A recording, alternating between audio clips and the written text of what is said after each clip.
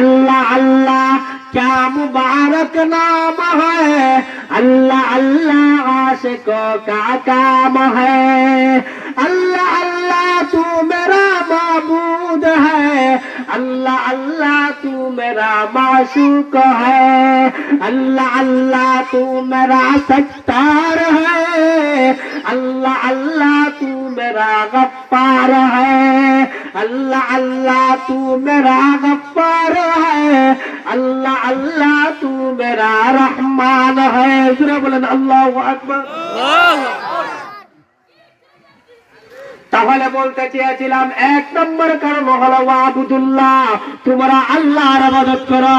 দুই নম্বর কারণ হলো ওয়ালা তুশরিকু বিহি শাইআ, পৃথিবীর কোন বস্তুকে সমান করা যাবে না, আল্লাহর সাথে সমান করা যাবে না।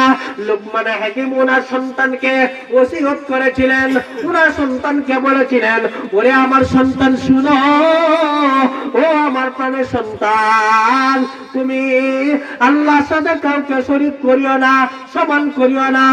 وَإِذْ قَالَ لُقْمَانُ لِابْنِهِ وَهُوَ يَعِظُهُ يَا بُنَيَّ لَا تُشْرِكْ بِاللَّهِ إِنَّ الشِّرْكَ لَظُلْمٌ عَظِيمٌ।